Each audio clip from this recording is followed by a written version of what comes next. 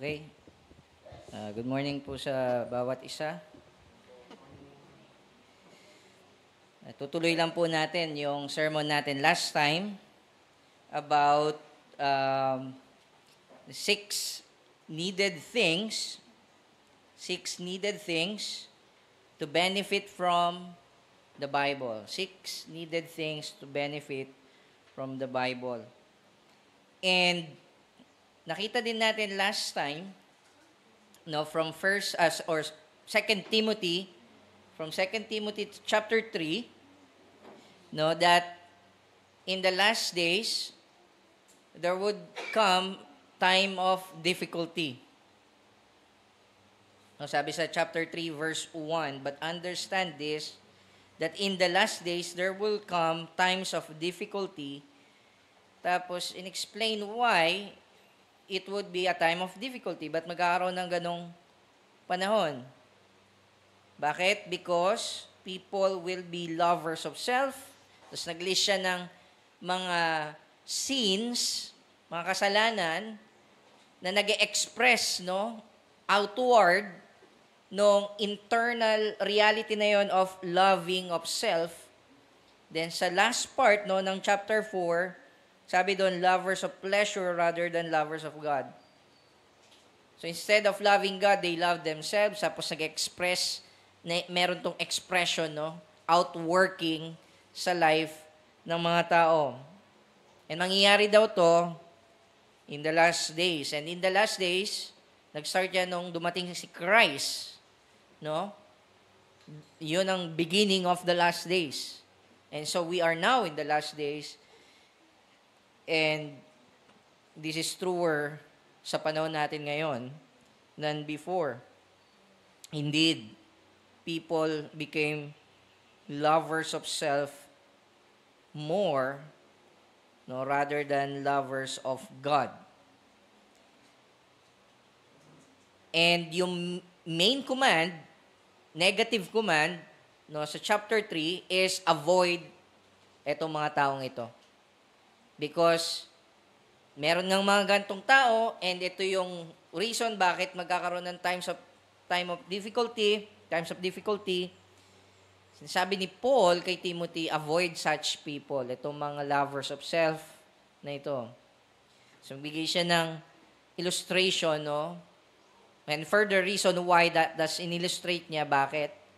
No? By using two people from the Old Testament, Jannes and Jambres, who oppose Moses and oppose the truth. So, hindi sila mga people of the Word of God, itong si Jannes and Jambres. Katulad ng mga taong wina-warn ni Paul against, no, kay Timothy.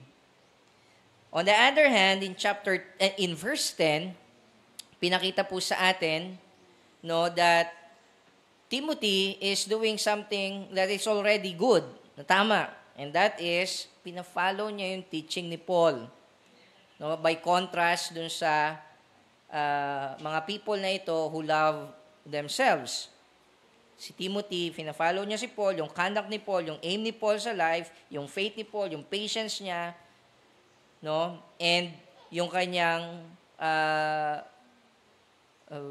desire for the truth. And so ngayon, yung main positive command sa chapter 3 is, may kita natin sa verse 14. But as for you, Timothy, continue in what you have learned. Okay? And nagbigay siya ng reason why, bakit niya kailangan mag-continue doon, because itong word na to of truth is able to make him wise for salvation. Kita natin yan sa verse 15. Yung sacred writings is the word of God. Then further, nagbigay siya ng reason, no, bakit ito able to make you wise for salvation, and therefore, bakit ka kailangan mag-continue? It is because all Scripture is breathed out by God, and as a result of that Scripture being breathed out by God, it is profitable for teaching, for reproof, for correction, and for training in righteousness. And ano yung purpose nun? Ba't tayo tinitrain in righteousness? Ba't tayo nire-reprove? Ba't tayo tinuturuan, kinokorek? That the man of God may be complete, equipped for every good work. That is why, Timothy, continue in the word of truth. In the word, no, sabi dito, in what you have learned from sacred scriptures. Okay? So if I'm to summarize again, yung main idea, ganito lang siya, yung main idea ng chapter 3, continue in the sound teaching of the Word of God because all Scripture is God-breathed and as a result, profitable for teaching, reproof, correction, training in righteousness so that the man of God might be complete, equipped for every good work. That's the main point. Okay? But that's not our topic, no, for last Sunday tsaka ngayon pong linggong ito. Our topic is about the needed things, 6 needed things, at least 6 needed things, mga kailangan na bagay na meron ka muna o totoo sa'yo in order for you to benefit from Scriptures. In order for Scriptures to be profitable sa atin. Bakit po tayo nag-start doon? It is because maraming Christians, no, when they read yung last part ng chapter 3, meaning itong verse 16 to 17, and narinig nila yung word na profitable, for some of us, we just assume, no, that it is automatic. Okay? It is automatic. That if you have the Bible, if you read it every day, automatic, you'll profit. No? On the one hand, people think na they can do it on their own and profit from Scripture by just using their own brains and willpower, magpa-profit sila. For others naman, they think, okay, I need to ask the Lord to help me, pero wala silang gagawin. No, they just wait for the Lord to work sa life nila. And yet, sinasabi ng Scriptures, as we will see, may mga needed na bagay para tayo ay mag-profit talaga sa Bible. Okay? Last time, nakita na po natin yung dalawa dun sa 6. Una, we need to be born again. Regenerated. Okay, nakita natin yung last time that kung hindi ka po born again, kung hindi ka Christian, hindi ka pa ipinanganak sa Espiritu, ikaw ay natural person. Ikaw ay flesh lang. Okay? Yes, may soul ka, pero hindi pa siya quickened, hindi pa siya buhay sa mga bagay na ukol sa Espiritu ng Diyos. Namely, yung salita ng Diyos. Yung doctrine sa Scriptures. You might have an understanding dun sa words, dun sa grammar, dun sa logic, lahat ng yon, dun sa theology nung text na binabasa mo pag nagba-Bible reading ka. Pero kung hindi ka po born again, hindi ka magpa-profit sa Word ni God. Okay? Bakit? The natural person does not accept the things of the Spirit of God. The mindset of the flesh is hostile to God. The flesh profits nothing. Therefore, the natural person, in order to profit from Scriptures, in order to benefit from Scripture, the natural person must be born again. Okay? Kailangan muna mangyari yung miracle na yon, na ipanganak ka muna sa Espiritu. Born from above ka muna. Pangalawa, na nakita po natin last time, no, na kailangan para mag-benefit ka from Scriptures is matatagpuan po natin sa Hebrews 4, no, verse 1 to 2. Namely, faith. Kailangan po ng faith to benefit from Scriptures. The message of the Bible is of no benefit if not united with faith. Makikita, as you'll read sa Hebrews, no, may promises si God sa Old Testament people niya, sa Israel, and dun sa wilderness, kung maalala nyo, nung panahon ni Moses, they lack faith. Hindi po sila nampalataya sa Panginoon. And so marami sa kanila pinatay ng Diyos. And ito yung interpretation ng author ng Hebrews dun sa events. Therefore, while the promise of entering His rest still stands, let us fear lest any of you should seem to have failed to reach it. Verse 2, for good news came to us just as to them. So yung good news, yung gospel, though in some measure veiled sa Old Testament, nevertheless it is there. Merong gospel sa Old Testament, and narinig din nila to, katulad natin. Pero tignan nyo yung reason ba't hindi sila naka-enter dun sa rest. Ba't sila pinatay ng Panginoon nung nasa wilderness sila. But the message they heard did not benefit them. Bakit daw? Because they were not united by faith with those who listen. So narinig nila yung message of the gospel from Moses, pero dahil wala silang faith, sabi doon, hindi na unite yung word ni God with faith sa life nila, and therefore, sabi, hindi daw sila nag-benefit doon. Kita niyo yun? So doon ko nakuha yung idea na no faith, no benefit. Wa? So meron tayong dalawa. No regeneration, no benefit. No faith, no benefit. Now, connected yung dalawa, as we all know, because at the point of our new birth, God grants us faith. Kita niyo yun? So the reason why people are unbelievers is because hindi sila born again. Ngayon po, titignan natin yung huling apat. No? Magsisimula tayo sa sa prayer, then thinking, then community, then obedience. Yan po yung apat na pag-uusapan po natin ngayon. But before I continue, sa atin pong pag-aaral ng salita ng Diyos, let us pray. Panginoon, marami pong salamat sa privilege to teach your word, to preach it sa inyo pong mga hinirang, sa mga tao po ngayon na nandito. Nadalahin ko, Lord God, na itago niyo po ako sa likuran ni Christ, and siya pong maitaas. Protektahan niyo po ako from errors, and nawa lahat ng sasambitin ko, lahat ng sasabihin ko ay naayon sa inyong salita, at ito po yung gusto niyong ituro sa amin ngayong umagang ito.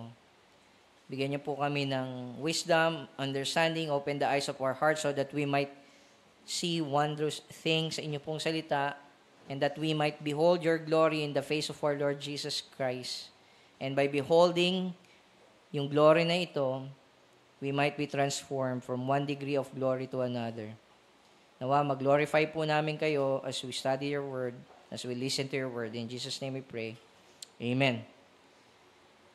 So, yung pangatlo pong bagay na needed, no, so we have regeneration, we have faith, no, yung pangatlong bagay, sabihin natin na born again ka na. Okay? I would assume,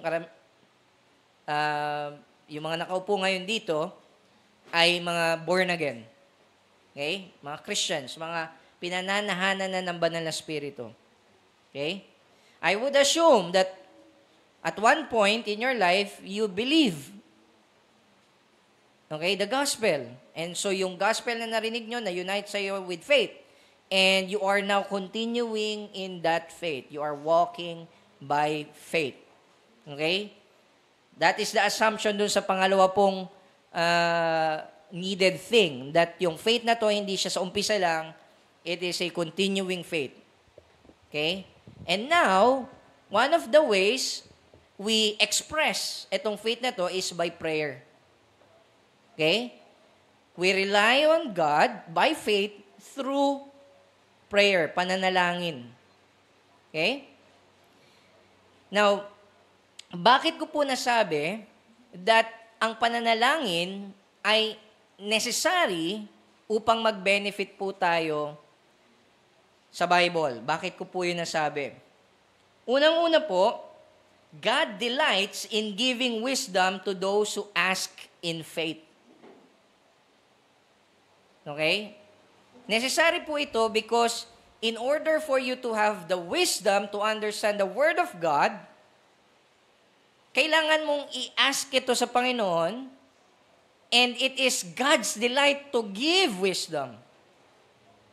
It is God's means of glorifying Himself so that kapag ka nag-aral ka po ng Bible, hindi ikaw yung mag-glorify kundi si God because si God yung nagbigay sa'yo ng wisdom. It is not your own wisdom, kaya mo naintindihan yung Bible. It is the wisdom from the Lord. That's how God wants us to read the Bible.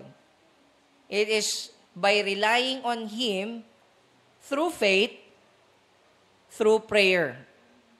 Kuha po? Saan ko po nakita yan? Tignan natin sa James chapter 1. James chapter 1, verse 5 to 8. Tignan niyo po yung sinabi diyan. James chapter 1, verse 5 to 8. Sabi niya, if any one of you lacks wisdom, so you're reading the Bible, you're born again ka na, may faith ka, pero sabi ko nga, hindi po siya automatic, hindi siya magic, na parang nagsabi ka lang ng mga magic prayers or magic words, nung one time sa buhay ninyo, nung na-convert kayo, pag nagbasa kayo ng Bible, instant naintindihan nyo na lahat ng nasa Bible. There are times na you lack wisdom, no? How to walk sa life. And then, a preacher like me would tell you, kailangan mo yung guidance si Lord, magbasa ka ng Bible, and you're scratching your head, Anong kinalaman ito sa buhay ko? Anong ibig sabihin ng binabasa ko, and paano ko i-apply ito sa buhay ko? You need wisdom. We need wisdom. And sabi dito ni James, tignan nyo, if any of you lacks wisdom, ang sabi niya, let him ask God. Let him ask God. Tapos, dinescribe niya si God, no? And ito description na to, hindi to throw away word. Okay? Ito ay reason why we are to ask God. Ito yung motivation behind praying kay God. Who gives generously to all without reproach. Kita niyo yun? The kind of God that we are praying to, generously, no, will give us etong wisdom na to. Tignan nyo kung ibig niyan sabihin, nitong word na generously dito, it is God's delight. It is what God find pleasure in. He finds pleasure in providing for His people itong wisdom na to. Okay? Hindi maramot si God. Hindi siya maramot. You want to benefit from scriptures? If you lack wisdom, sinasabi ni James, ask the Lord. And itong God na ito, that we are to pray to, He generously give to all without reproach. And when you do that, tignan yung connection. When you ask, sabi niya, it will be given him. It will be given him. Tignan niyo yun? So you ask, then you will receive. It will be given you. Tapos meron siyang qualifier. But, let him ask in faith. Kita niyo yun? Again, kinoconnect niya siya dun sa nauna po nating needed thing to benefit from Scripture. Kuha? So when you pray, sinasabi niya, you do it in a manner na kung saan you really believe that God is generous and that God will give you yung pinapanalangin mong wisdom. Kuha? So that's why I said earlier, hindi po siya automatic. Na pag nag-pray ka, may matatanggap ka kagad. Kailangan ng faith. Hindi rin porque may faith ka, hindi ka na mag-pray. They go hand in hand. And yung expression ng faith is yung pananalangin natin. And further, dinescribe niya to negatively na yung manner in which you ask the Lord, sabi niya, in faith, with no doubting. No doubting Bakit daw dapat with no doubting? For the one who doubts is like a wave of the sea that is driven and tossed by the wind. For that person must not suppose that he will receive anything from the Lord. He is a double-minded man, unstable in all his ways. A person without faith is a double-minded man. Double-minded man. Why? Bakit niya nasabi yun? Kasi he's asking the Lord and yet wala siyang faith. He's asking the Lord for wisdom, pero on the other hand, hindi talaga siya nagbe-believe kay God that He will give him faith. That's double-mindedness. Right? So that's hypocrisy. You pray and you really don't believe. So you come to God not believing that you will receive from Him. And sabi ng Hebrews, no, when we come to Him, we must believe that He exists and a rewarder of those who come to Him.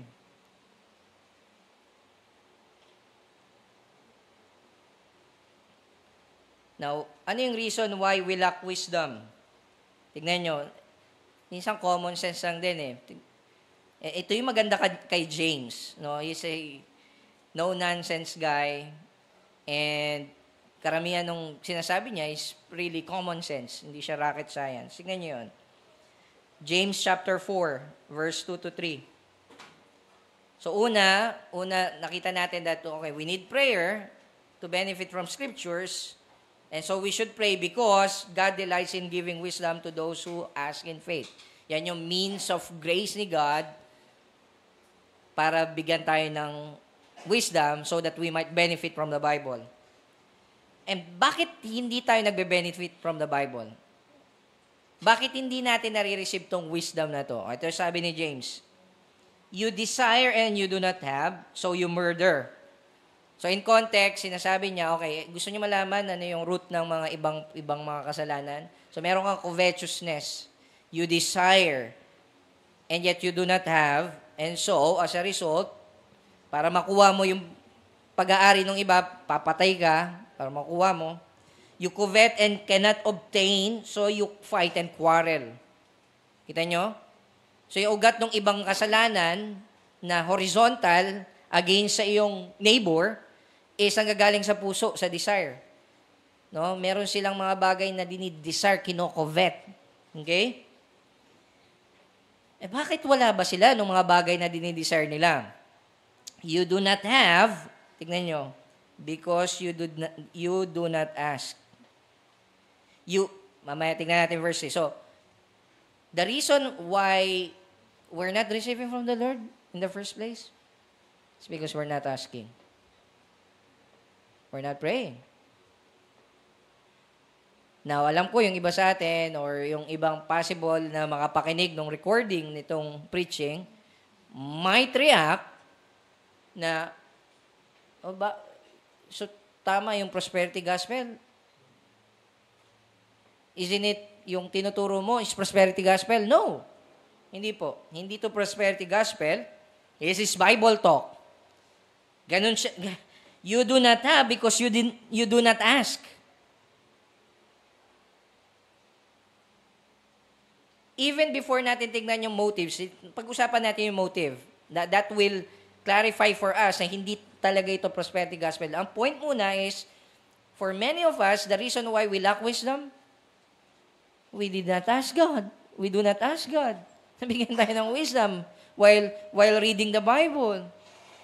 Diba? When we are going through difficult times, no, trying times, hindi natin alam yung gagawin natin, the reason hindi natin alam yung gagawin natin, we don't have the wisdom, no, para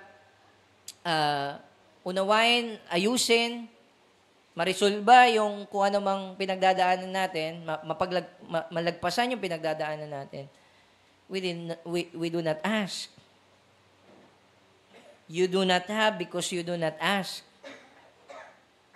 Tas verse 3, sabi niya, you ask, and for some people naman, they ask, and hindi pa rin tumanggap. O, nakita nyo? So, hindi siya prosperity gospel. Right? Hindi siya just name it and claim it. Okay?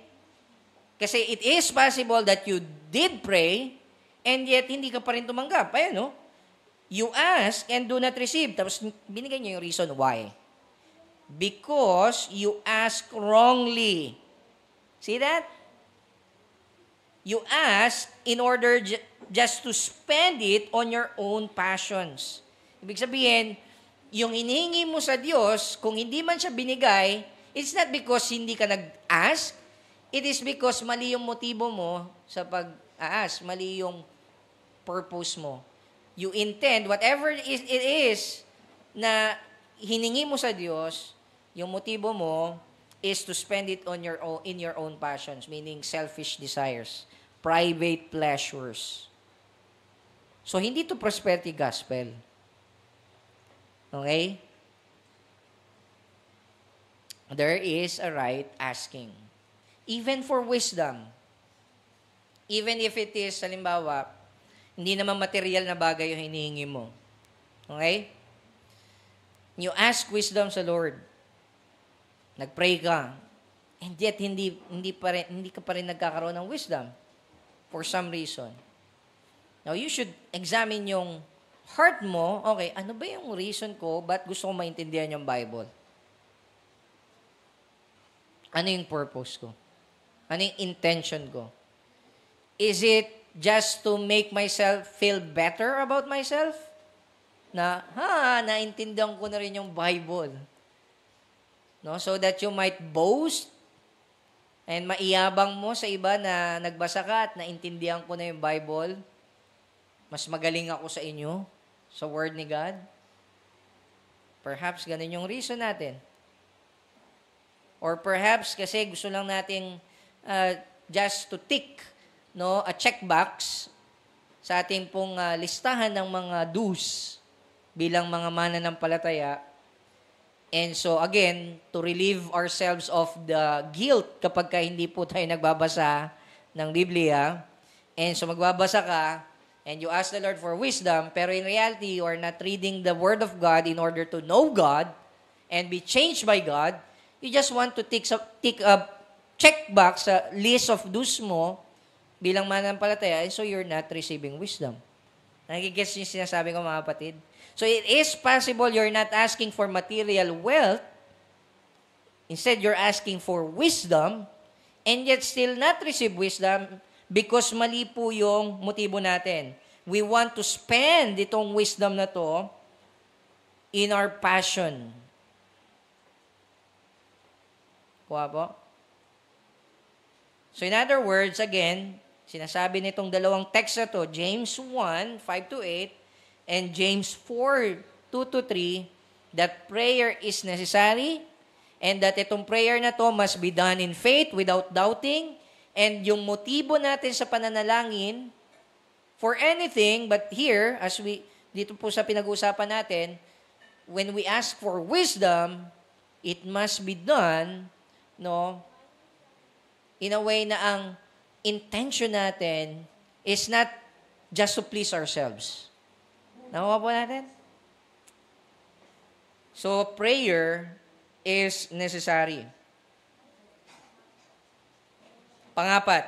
So, yan yung pangatlong, nakita natin yung pangatlong bagay na needed, no, in order to benefit from the Bible.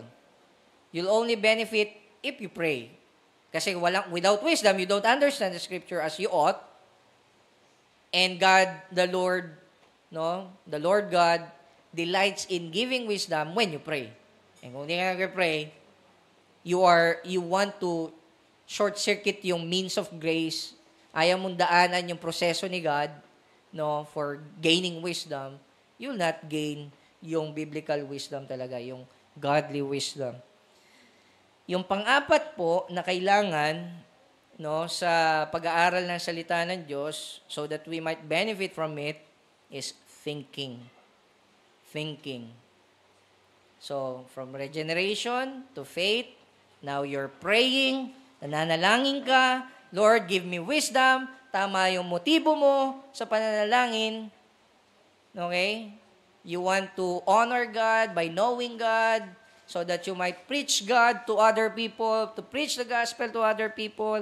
Kaya ka nag-aaral, kaya ka nagbabasa, and yet, you are still not profiting. So ito yung pangapat na bagay na kailangan para mag-profit ka sa scriptures. Kailangan mong mag-isip.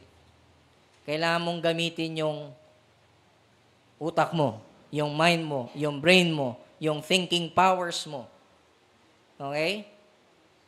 To benefit from scriptures. It's not enough to just pray. Prayer is necessary, needed, okay? And so does thinking. Hindi po porque nag-pray ka na, sabi ng Lord, bibigyan ka ng understanding, therefore di ka na mag-iisip. No. You still need to think. Tignan niyo sabi ni Paul in 2 Timothy chapter 2 verse 7. 2 Timothy chapter 2 verse 7, sabi niya, think. Kita niyo, that's a command. Think. See that? Kailangan natin gamitin yung isip natin, yung mind natin. Think. Tapos sabi niya, not just think over. Ibig sabihin, paulit-ulit, think hard. Think hard. Now, some of us, so kung nag-aral ka, ginamit mo yung mind mo, and yet you encounter a problem sa binabasa mo. There might be a word that hindi mo maintindihan, yung meaning niya. Or yung logic ng text, hindi mo masundan yung flow of thought ng author. So, hindi mo maintindihan yung argument ng author. Di ba? Hindi mo siya masundan. Now, following a train of thought, yung flow of thought ng isang tao na nagsasalita, na nagsulat, it's a hard task. It's a hard task. Why? Because we are not allowed, okay? We are not allowed to misrepresent him. Kung sino man yung author na to. We are not allowed to invent ideas na hindi naman niya sinasabi. We are not allowed to draw conclusion sa sinasabi niya na hindi naman niya dinidemand. Hindi dinidemand ng logic ng text. Okay? And so this is a hard task. Following a train of thought. Ngayon po, kung nakikinig kayo and you're trying to follow yung argument ko as I preach, itong 6 things needed to benefit from scriptures, it's a hard task. You need to pay attention. And so when you're thinking over the words of God, sometimes you need to say no to many things, like distractions. Tama? Kailangan, when you think of God's words, tanggalin mo yung mga distractions so that makapag-focus ka sa word ni God. Di ba? Kunyari, nagbabasa ka sa cellphone. Marami sa atin sa cellphone ang ginagamit for Bible reading. And if what's happening is, habang nagba-Bible reading ka, panay notification lumalabas sa'yo, hindi mo mapigilan na tignan yung notification, I think it would be better. So, again, common sense yan to eh. I think it would be better na magbasa ka na lang from a hard copy ng Bible. Diba? Not digital. So that you can focus sa Word ni God. Tama? Sometimes, it would be helpful na mag-notes ka, magsulat ka, mag-mark up ka ng scriptures as you read. I believe si C.S. Lewis nagsabi nito, that yung pen, meron siyang eyes. I'm paraphrasing. You see more when you're writing. Sometimes you need to do that. May mga practical na bagay, hindi magic, mga practical na bagay na pwede natin gawin. Avoid distractions. Look for a quiet place para makapag-concentrate ka. Gumamit ka ng hard copy ng Bible. Huwag ka gumamit ng mga digital copies, e-book, so that hindi ka ma-distract ng mga notification, or sa phones natin, meron ng routine. Ewan ko kung familiar kayo doon. You can set a routine na kung saan kapag ka ganitong oras, ito ginagawa mo, automatic naka-off yung mobile data, naka-airplane mode ka, o kaya naka-off lahat ng apps mo, ang ma-access mo lang Bible. Kaya lang, syempre, dahil alam mo yung system, pwede mo yung dayain, di ba? So, I think it would be better, itabi mo na lang muna yung phone mo. Di ba? Gumamit kang hard copy. Whatever. Ano man, ang dami pong ways, no? So that, ma-avoid natin tong distractions na to, and we can think over what the Lord is saying. Now, tignan niyo yung sabi dito ni Paul. 2 Timothy 2:7. Tignan niyo po yung sabi niya. Think over what I say, for, nakita niyo ito, the Lord will give you understanding in everything. Tingnan nyo Alam ni Paul that God will give understanding. And so, Paul, is in alignment sa sinasabi ni James kanina. Pray, if you lack wisdom, pray because God, it is God's generous will to give it to those who lack wisdom, and doon sa lumalapit sa Kanya. Alam yun ni Paul, and ginamit niya yun na reason, okay, na kung ba't ka kailangan mag-isip. So for Paul, praying and thinking, they are not at odds with one another. They complement each other. Parehas po yung grounds why you need to pray. You pray, sinasabi ni Paul, you pray because God is generous. Tama? Ako, tama ba spelling ko? God is generous. Okay? God is generous in giving wisdom. So you pray because God is generous. And because God is generous, you also think. Kuha niyo po? And when that happens, praying, thinking, ang result, benefit. What? Parehas po sila ng ground. Bakit kailangan ka mag-pray? Bakit kailangan mong mag-think? O ano yung motivation why you pray and why you think? It's because God generously gives understanding, wisdom, in everything. Kuha niyo po. So take time talaga to study the Word. Hindi po yung may encounter kang problem sa Word ni God, hindi mo maintindihan, you just stop. Ganun, marami sa atin ganun, sumusuko ka agad. Kailangan kong mag-brain break. Kasi nahirapan yung mind ko. Di ba? Now, there's a book, highly recommended, John Piper and many other theologian, yung How to Read a Book ni Mortimer Adler. And in that book, in-explain niya yung difference ng gaining of knowledge, okay, yung receiving knowledge, and understanding or /learning. Anong pagkakaiba? Again, I'm paraphrasing, hindi ko maiko-quote yung libro, pero yung essence na sinasabi ni Mortimer Adler is this: you only truly understand and learn something when you encounter a problem. Kasi that's the time na kung saan meron ka talagang hindi alam. It is totally new sa'yo, and that you need to form a category of thoughts sa mind mo para ma-absorb yung bagay na sinasabi. Okay? But if what you're hearing is something that you already know, presented in different ways, you are not really learning. Okay? You only learn kapag naka-encounter ka ng problem. Ganun po siya. And I agree. No? You are truly educated, no? Kasi yung ibig sabihin ng education is to lead out eh. To lead out, no? That's Latin. Educare. Okay? To lead out. So, to lead out of what?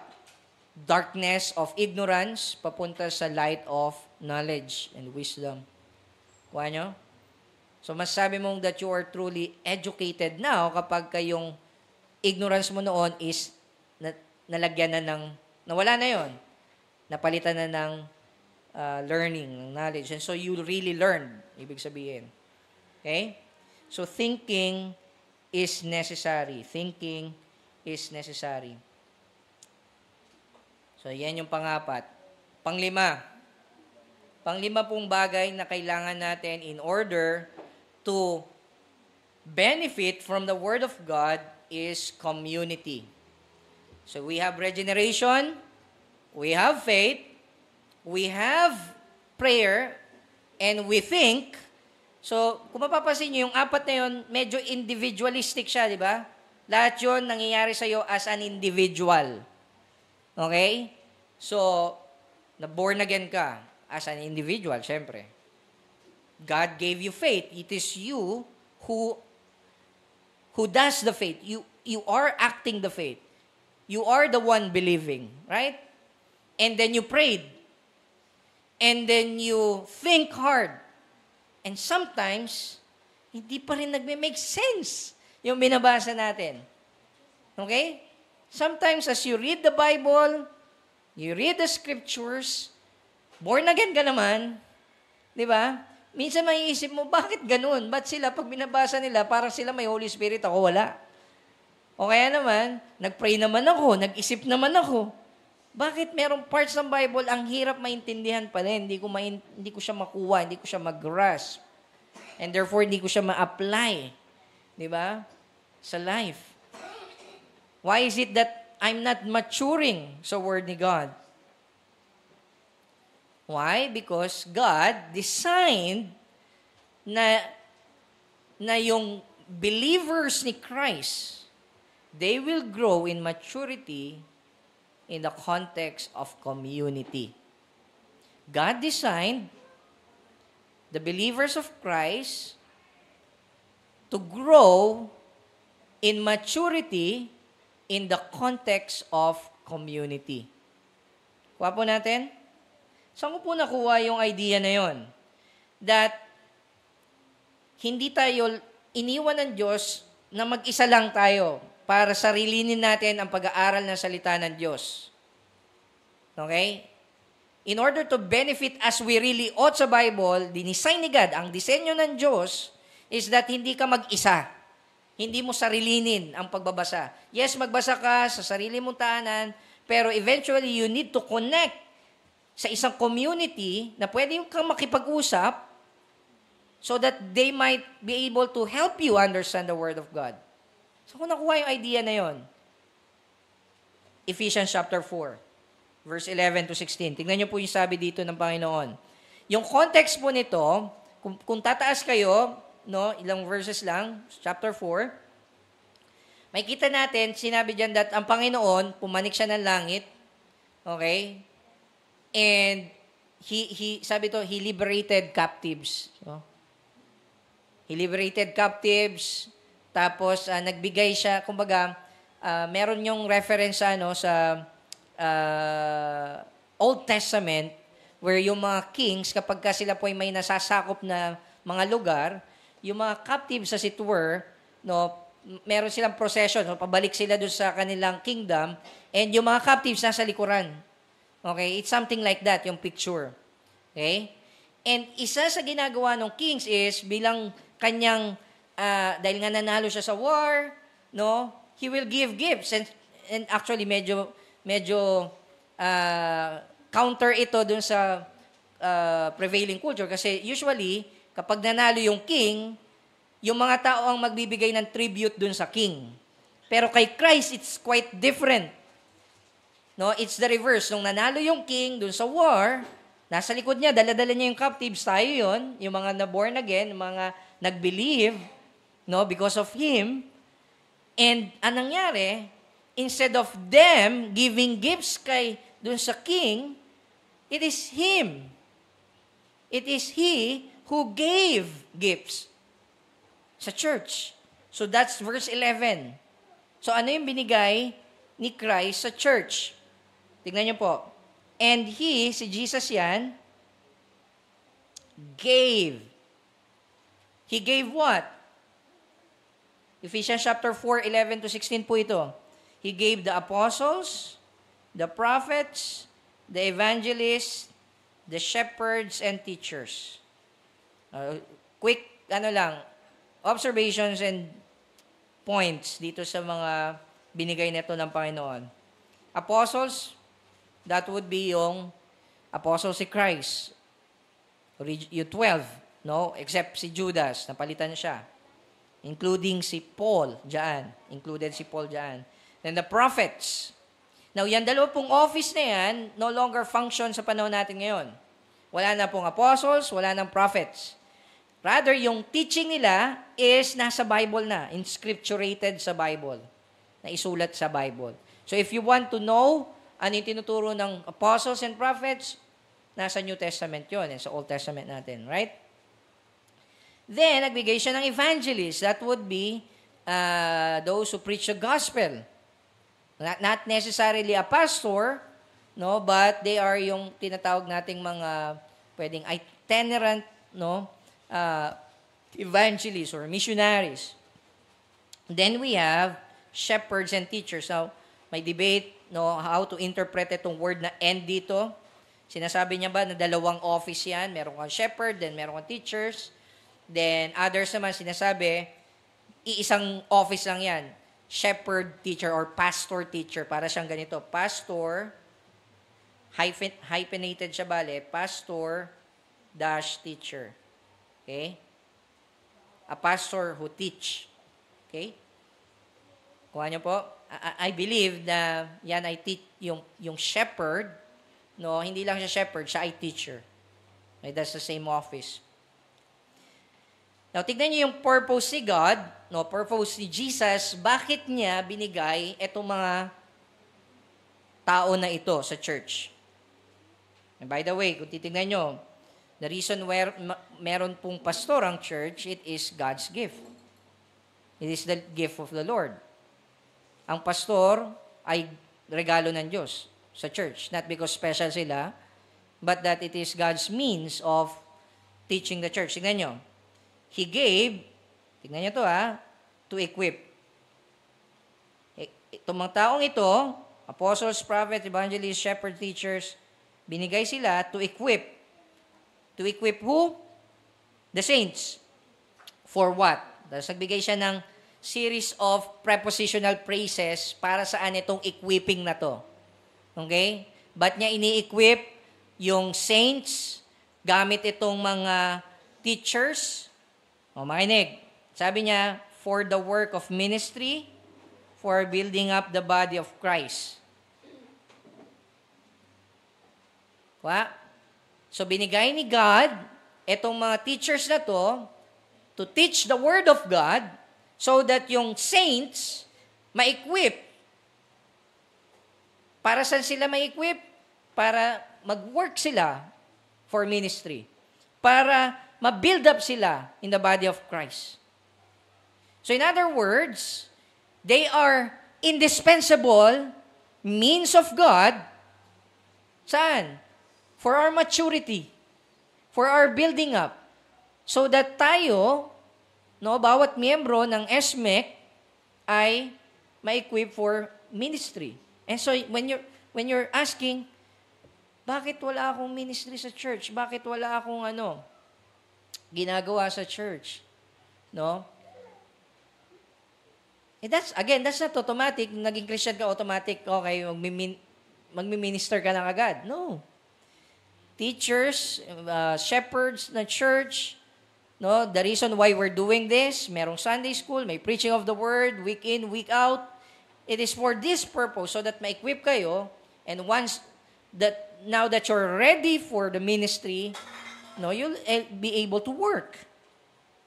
Now, tignan nyo hanggang kailan daw ini-equip netong mga apostles, prophets, evangelists, shepherds, teachers, yung saints, hanggang kailan? Until, tignan nyo yung word na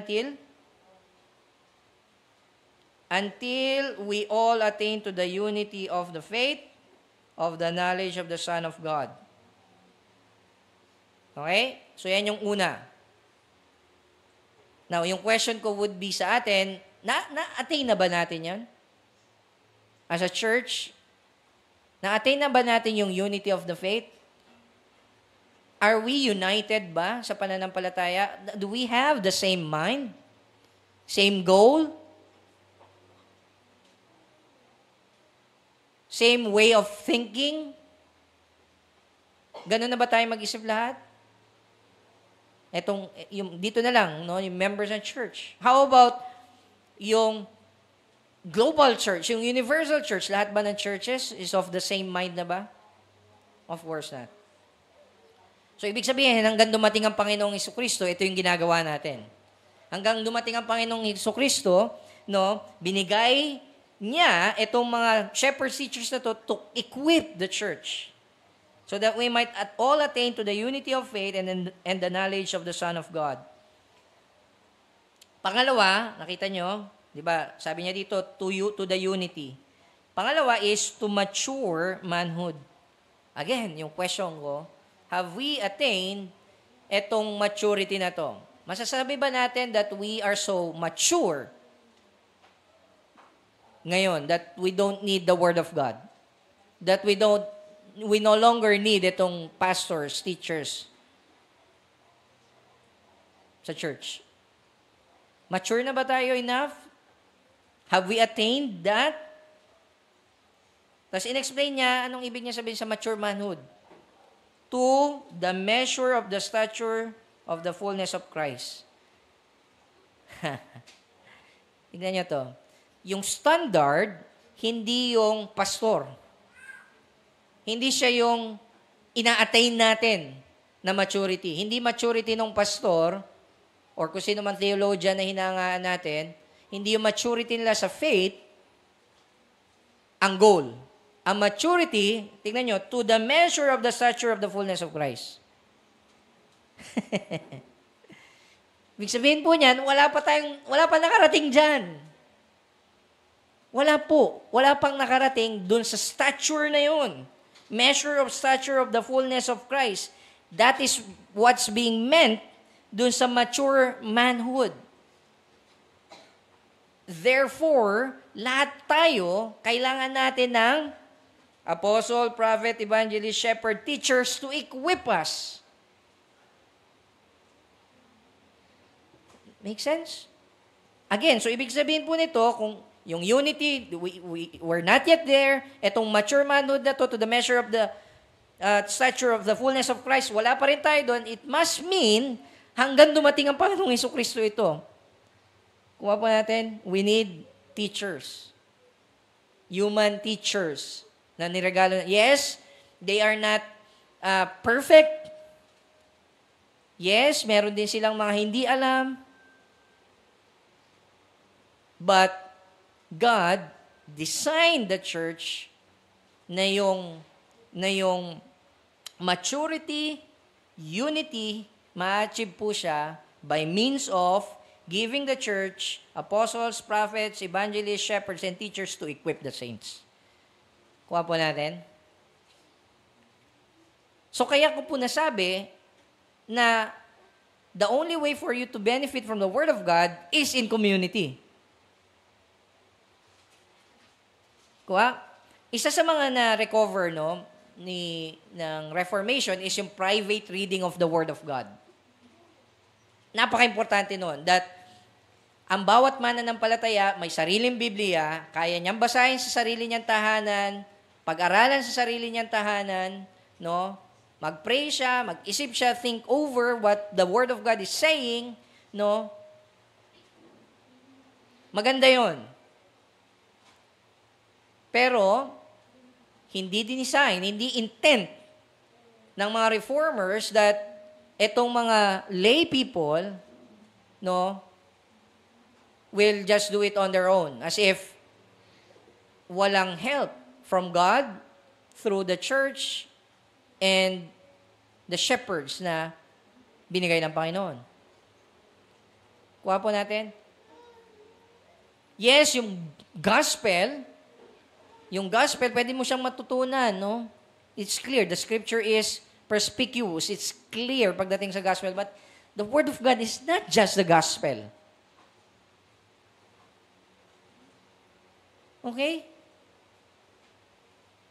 We might say that the word of God is pervaded by the gospel, but it is not the gospel. Maraming bagay sa word ni God na hindi lang patungkol sa salvation ang pinag-uusapan. Sa ABCs ng salvation. And we need mature men, mature people to teach us.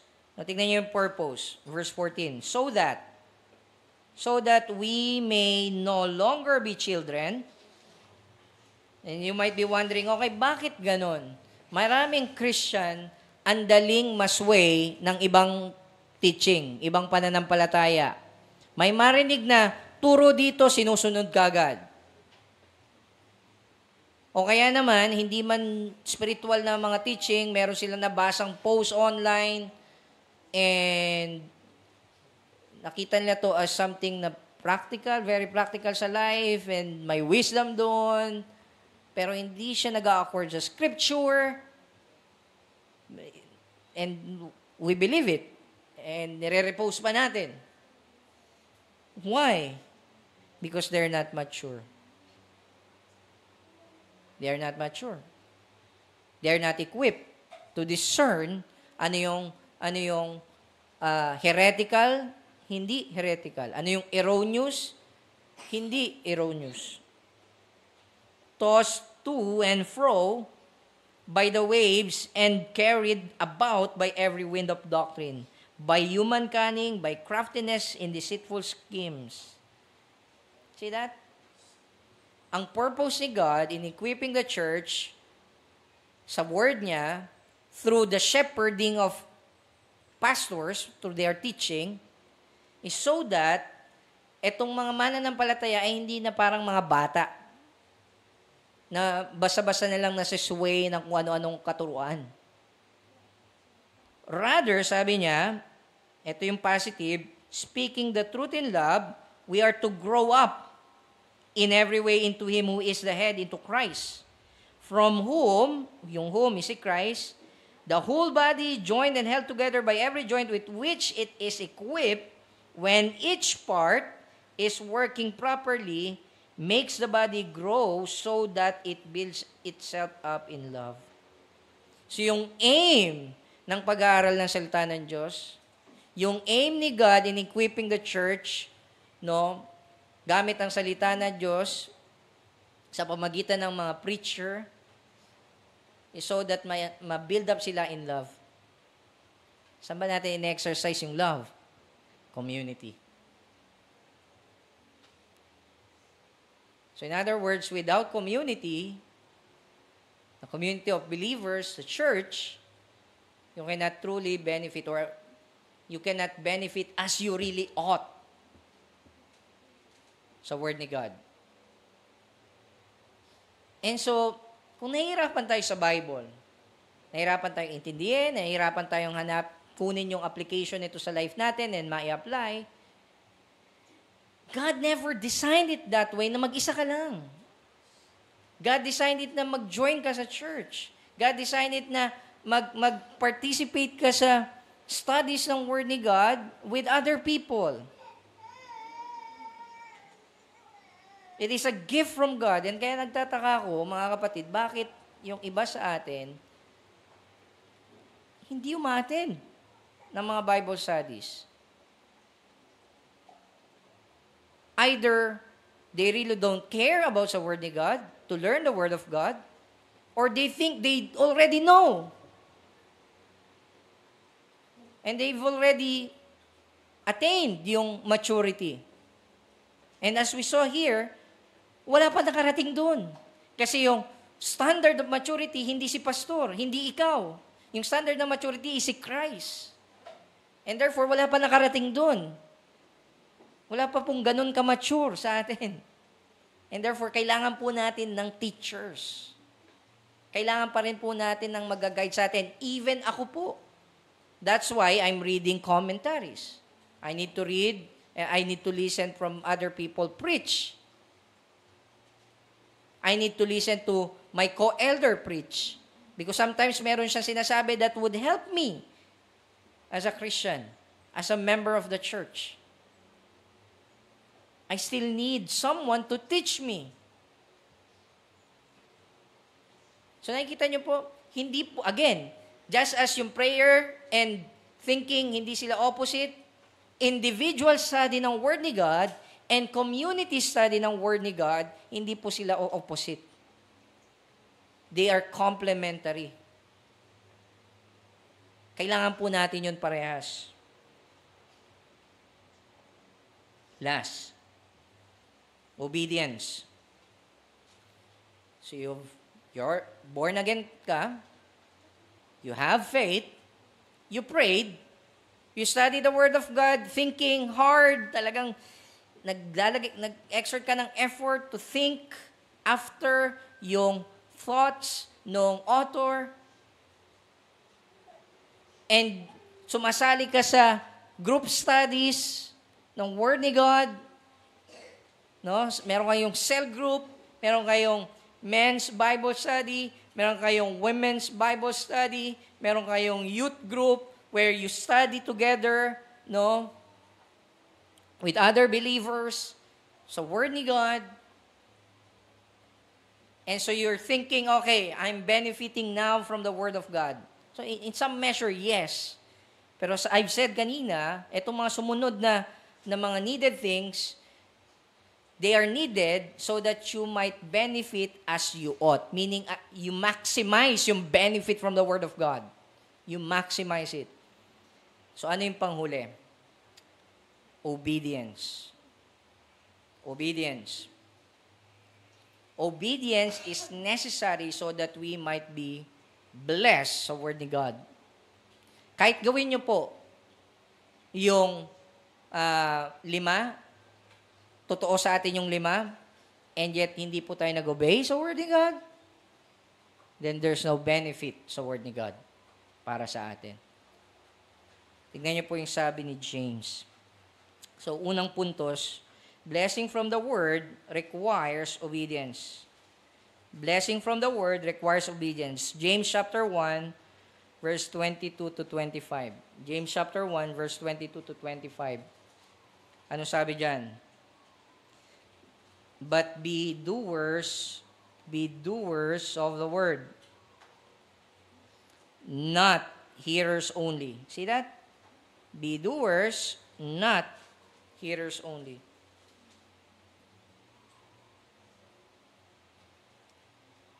This text is not just about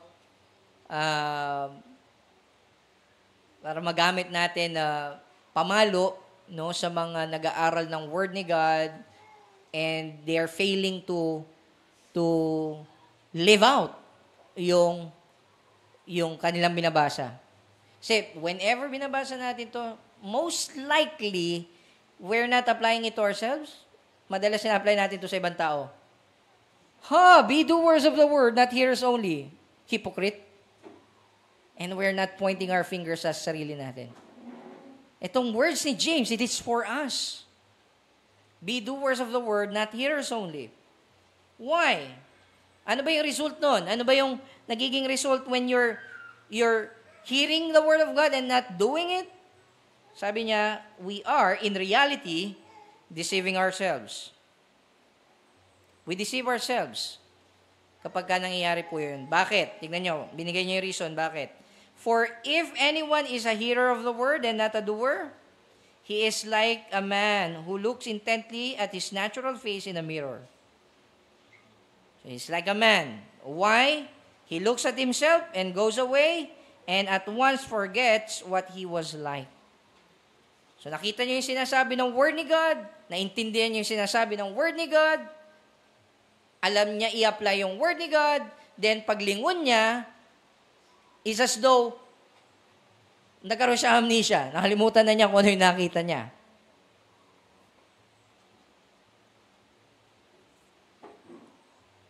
Selective.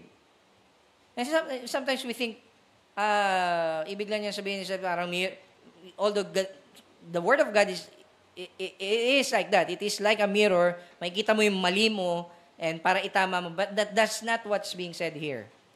Although madalas yun yung illustration na ginagamit. Okay? Sinasabi niya dito is yung selective application ng Word ni God. You hear, you read the Word of God, nabasa mo yung pinagagawa niya, and yet paglingon mo, Jesus, wala ka na, basa. But the one who looks into the perfect law, the law of liberty, and perseveres, being no hearer who forgets, but a doer who acts, he will be blessed in his doing. Ayan? So in other words, contingent yung blessing from the Word of God sa obedience natin sa Word ni God. Ulitin ko. Blessing from the Word of God is contingent on obeying the Word of God. Pag sabing contingent, dependent on. It depends on whether we obey or not. That's how we're blessed. Wapo? If we don't obey, there's no real blessing. Kasi may pinagawa sa atin, nakita natin, sinabi ng scripture, ito yung mga mali na dapat ayusin natin, lumingon ka, it's as though wala ka nabasa. It's as though hindi mo nakita yung dumi. Right? And so magbe-benefit ka ba sa Word ni God kapag ka ganon? Of course not. Aanhin mo yung maraming exhortations ng Bible. And yung knowledge from the Word of God. Pero at the end of the day, hindi mo naman sinunod yung Word ni God. Diba? Kanina pa natin pinag-uusapan yung Word ni God, right? Eh sinasabi sa atin ng Word ni God, dapat ma-born again ka. Kung hindi ka born again, you're not pleading kay God, Lord, God, save me. Cause me to be born again. O kaya you don't have faith, Lord, grant me faith. And I believe. So meron kang faith, then sabi ng Word ni God, pray so that you might gain wisdom, and you don't pray. O nagpe-pray ka, kaya lang, sabi ng Bible, think, kaya lang ayaw mo naman mag-isip. You're not applying. Kaya po natin pinipreach itong 6 needed things so that we might obey. Itong 6 na bagay na to, it will be true to us. And that we have those things sa buhay natin. Kuha po, that it would be true to us na born again tayo. It would be true to us that we are continuing in faith. It would be true to us that we're praying in faith and thinking hard sa Word ni God so that we might understand yung Word ni God, and that we will involve in community of believers so that they might help us in studying the Word of God so that we might mature, equip for every good work. Di ba? Lahat yun kailangan, and lahat yun kinukuman sa atin ng scriptures na gawin natin, pero hanggat hindi natin siya ino-obey. Kita niyo po kung gaano ka-essential itong panghuli? Hanggat hindi po natin ina-apply, ino-obey yung Word ni God, there's no benefit from the Word of God. There's no blessing from the Word of God para sa atin. But a doer who acts, he will be blessed in his doing. Blessing is tied to the obedience to the Word of God. Ito yung sabi ni Jesus. Si James, kinopya niya lang yung sinasabi niya dito from Jesus Christ. Luke chapter 11, verse 28. Luke 11:28, blessed rather are those who hear the word and keep it. See that?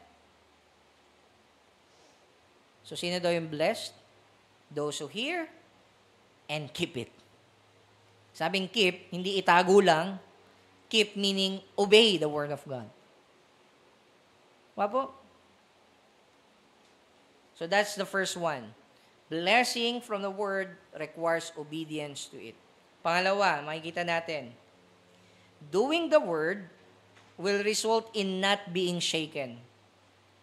Again, bakit maraming mananampalataya madaling mayanig, no, ng maraming problema, ng maraming persecutions, ng maraming false teaching, no, na naglipa na sa panahon natin ngayon at madali tayong masway, madali tayong bumagsak sa kasalanan. Doing the word will result in not being shaken. Sinasabi ng salita niya sa Luke chapter 6 verse 46 to 48, yung word ni God, if you are so planted sa word ni God and that you're obeying the word of God, you will not be shaken. Kahit anong mangyari. Basahin natin. Si Jesus Christ po ang nagsasalita dito. So sabi niya, why do you call me Lord, Lord, and not do what I tell you? That's a rebuke for me and for each and every one of us. We call God Lord, Lord when we pray, right? We call Jesus our Lord. And we don't want to hear itong rebuke ni Christ, right? Na, you call me Lord, Lord, and not do what I tell you. That's why kanina, di ba, sabi ni James, you're deceiving yourself. You're calling God Lord, and yet you're not obeying. You're reading the Bible, and yet you're not obeying. You're praying to God, and yet you're not believing. Everyone who comes to me and hears my words and does them, sabi niya, I will show you what He is like. So yung tao daw na sumusunod sa salita ng Diyos, narinig nila yung salita ng Diyos, and sinunod nila yung salita ng Diyos, eto daw sila. This is what He is like. He is like a man building a house who dug deep and laid the foundation on the rock. The rock is the word of God. And when a flood arose, the stream broke against that house and could not shake it because it had been built well, or it had been well built. Now, notice yung sinabi dito ni Jesus. Hindi niya sinabi that if you're hearing the word of God and trusting in the word of God, no, meron kang naked trust lang sa word ni God, okay, bare faith, walang works, hindi niya sinabi na ganon. Na kapag meron ka ng bare faith, naked trust sa word ni God, you are built sa rock. No. Ang sinabi niya, it is those who hear and does them. Those who hear the word and does the word, sila yung parang nandun sa rock.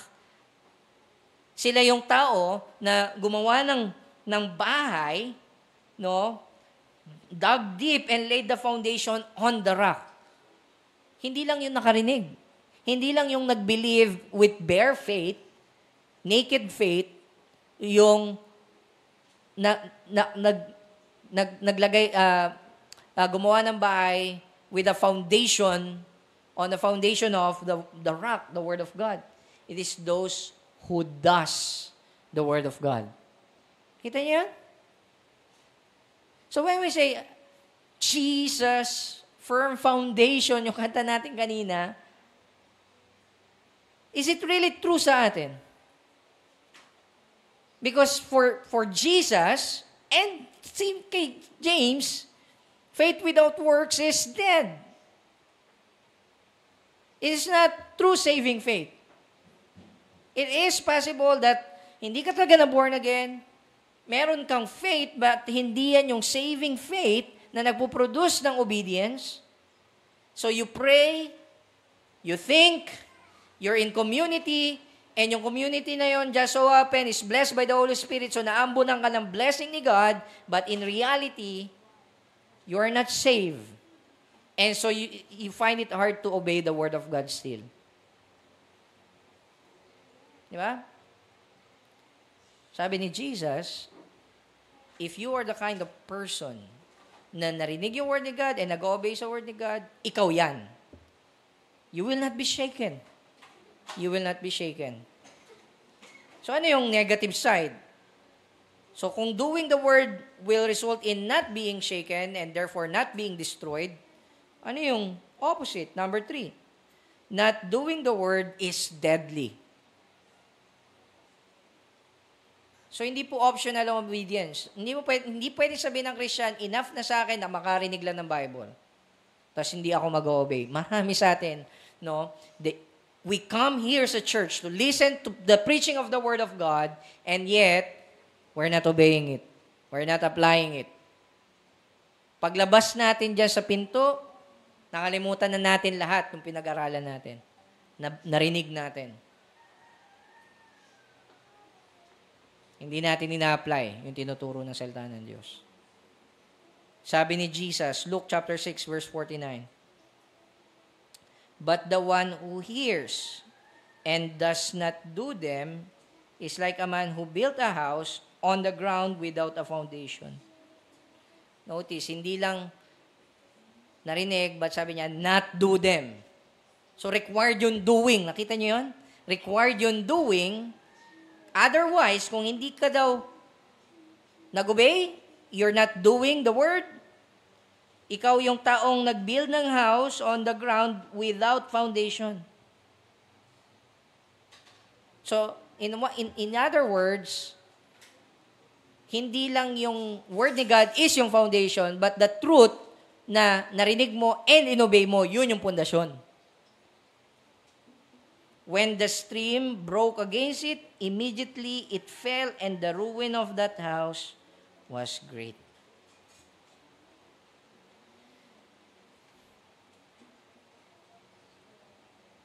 And therefore, deadly po siya.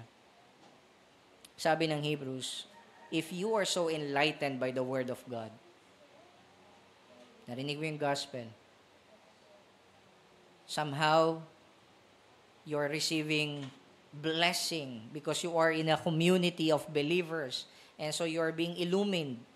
You have enough of the gospel, and yet not apply yung word ni God, yung gospel, then don't believe it, don't obey it. Sabi doon, it would be impossible na for us to have an atonement, no? Para ma-repeat yung atonement ni Christ. There's no more atonement for sin. Why is that? It's because you have so much light. You have so much of the Word of God. And yet you are so self-deceived. Thinking you are a believer. Thinking you have the Holy Spirit. And yet, not obeying the Word of God. Not delighting in the Word of God. That's why yung ruin niya, it would be so great. Because you heard the Word, expose sa light ng Word ni God, and yet hindi mo inobey. Not only we are without excuse because of the general revelation of God's nature, but with so much light that you're receiving araw-araw, but especially through the preaching of the Word every Sunday, and di mo ino-obey yung Word ni God, mananagot tayo sa Diyos. Mananagot po tayo sa Diyos. So therefore, mga kapatid, we need to obey the Word. Be doers of the Word and not hearers only. If there's any application dito, mga kapatid, it is obedience. Hindi po magic yung sinabi ni Paul, all Scripture breathed out by God, therefore it is profitable. Profitable siya if applied. If applied. If the words of truth is applied to our lives. That's the only time it would be profitable sa atin. the only time a sinner can be regenerated, it is when the Word of God is used by the Holy Spirit of God to regenerate that person. Right? The only time a sinner would be granted faith is if he always expose himself sa gospel, that he hears the gospel every day. And so God, at one point, would grant him faith and repentance. That's the only time. The only time yung prayer natin would be answered by God, because God delights in giving wisdom, it is when we ask in faith.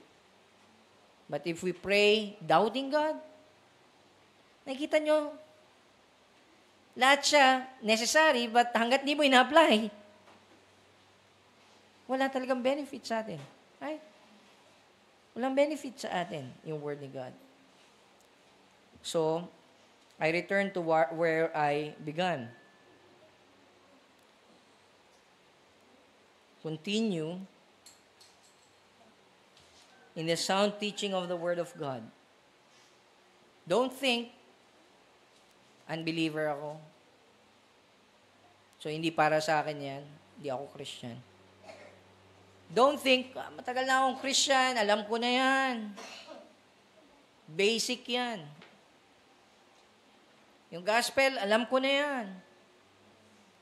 Yung doctrine, yung statement of faith ng church, nabasa ko na yan, alam ko na yan.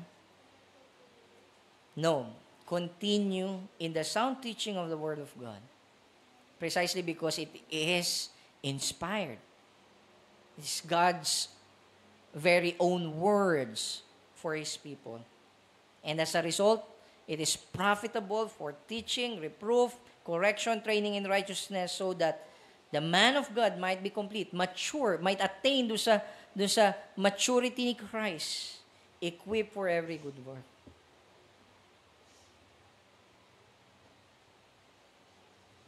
And itong profit na to, itong benefit na to, hindi siya automatic, hindi siya mechanical.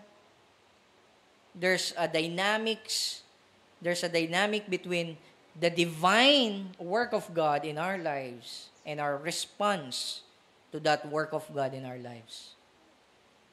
We need to pray. We need to think. We need to involve in community of believers. And we need to obey. Let us pray. Panginoon, marami pong salamat sa inyong salita. Marami pong salamat that you've given us your word. Your inspired words. Itong scriptures, Panginoon. Indeed, hindi po kami mag-benefit here sa word ninyo kung hindi kami na born again. Kung hindi kami born again. Hindi kami mag-benefit kung wala po kaming faith. And ito pong dalawang bagay na to, it's a miracle from you, Panginoon, to be granted life and faith. It's a gift. So we ask you, Father, to grant faith, to grant itong regeneration for people ngayon, na nandito ngayon na hindi pa mananampalataya ni Kristo, hindi pa Kristiyano, hindi pa na born again. Grant them faith and repentance, regeneration. For some of us, matagal na mananampalataya, or bagong mananampalataya, still struggling sa inyo pong salita, we don't know how to read, and we don't know how to understand your word. Give us wisdom, we pray. Because we know that you are generous in lavishing your people with wisdom. When we do so, when we pray in a way na kung saan pinananampalatayanan po namin that you indeed are a giver, a giving God, a generous God.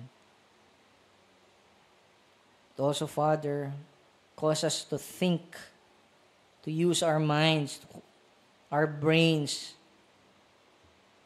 yung reasoning powers na pinagkaloob niyo po sa amin.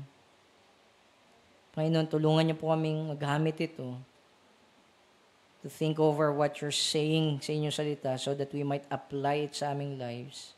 Precisely because you, again, the foundation of this exercise, this thinking and praying, is that you are a God who gives understanding and wisdom.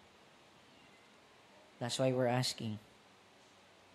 Gabayan niyo po kami doon. Also, Lord, give us the delight and desire to be part of a community of believers, a local church, a cell group, where yung word ninyo po, Panginoon, ay pinag-aaralan so that we might be equipped through the teaching of our shepherds and those who are mature over us, above us, more mature than us, to equip us for the work of ministry, so that yung church, Panginoon, magkaroon ng same mind, magkaroon kami ng unity of faith, and ma-attain po namin yung maturity, yung stature ni Christ, yung fullness ni Christ.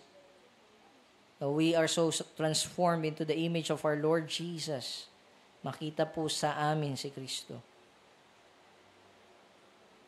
So that lahat ng ito, ginagawa po namin for the purpose of being built up in love toward one another. And mangyayari lang po ito if we are involved in a community.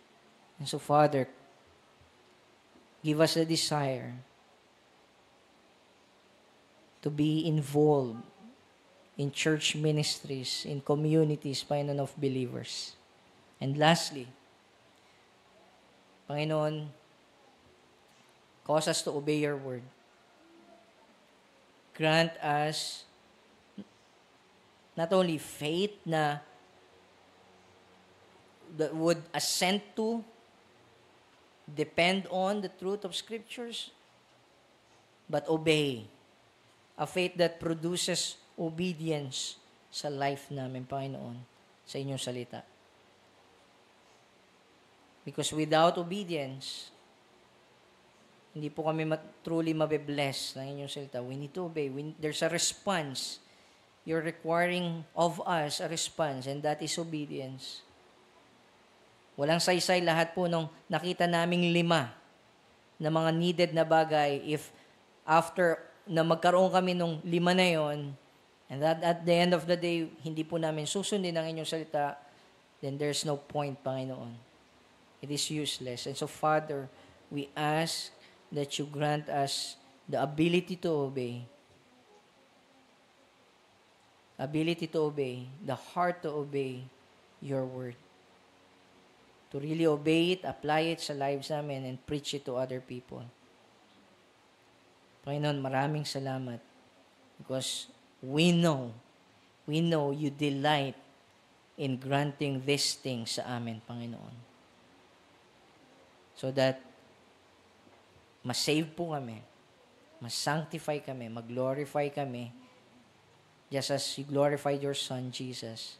And in so doing, glorify yourself in the process, Panginoon. In Jesus' name we pray. Amen.